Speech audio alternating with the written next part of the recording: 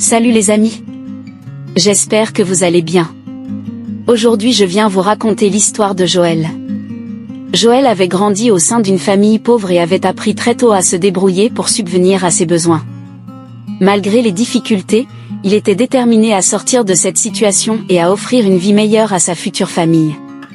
Au fil du temps, Joël travailla dur et réussit à obtenir une situation financière stable en décrochant un emploi bien rémunéré dans une grande société. Il avait enfin l'opportunité de réaliser ses rêves et de construire un avenir prometteur. Un jour, il rencontra Kimberly, une très belle femme, et tomba follement amoureux d'elle. Leur relation était empreinte de complicité et d'amour. Quelque temps après, ils eurent une jolie petite fille qui apporta encore plus de joie et de bonheur dans leur vie. Cependant, le destin leur réserva un coup dur. Joël fut arrêté et emprisonné injustement pour un vol au sein de son entreprise, victime d'une machination ourdie par l'un de ses collègues. Cette injustice bouleversa sa vie et celle de sa famille. Pendant que Joël était en prison, la situation de Kimberly commença à se compliquer. Elle n'arrivait plus à s'en sortir financièrement. C'était compliqué pour elle de subvenir aux besoins de sa fille et d'elle-même malgré les petits apports financiers de la mère de Joël. Dans sa détresse, elle rencontra un homme qui l'aidait financièrement et elle commença à sortir avec lui, mais l'homme n'acceptait pas sa fille. Pour continuer cette relation, Kimberly décida de laisser sa fille à la mère de Joël, espérant ainsi alléger ses responsabilités. Malgré les supplications de sa belle-mère, Kimberly avait déjà pris sa décision et elle part rejoindre son nouveau mari.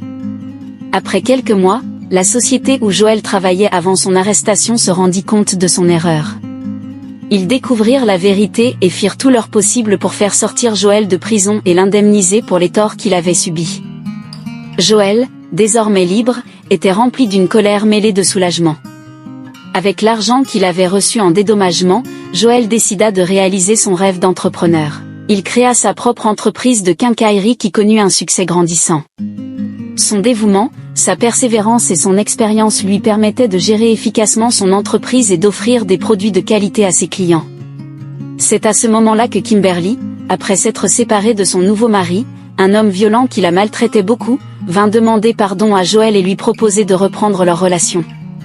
Cependant, Joël avait appris à vivre sans elle et à se concentrer sur les gens qu'il aime et qui le soutiennent peu importe la situation. Malgré les sentiments qui pouvaient encore l'habiter, il refusa catégoriquement sa proposition. Joël poursuit sa vie avec sa mère et sa fille. Ils formaient une famille unie, remplie d'amour et de bonheur. Kimberly regretta énormément le fait d'avoir quitté Joël alors qu'il était en prison et d'avoir abandonné son enfant. Elle comprit que la patience est essentielle dans cette vie. Elle nous aide à traverser les moments difficiles et les épreuves de la vie. Elle nous donne la force de faire face aux obstacles, aux revers et aux déceptions, en nous rappelant que chaque tempête finit par passer et que de nouvelles opportunités se présentent après chaque épreuve.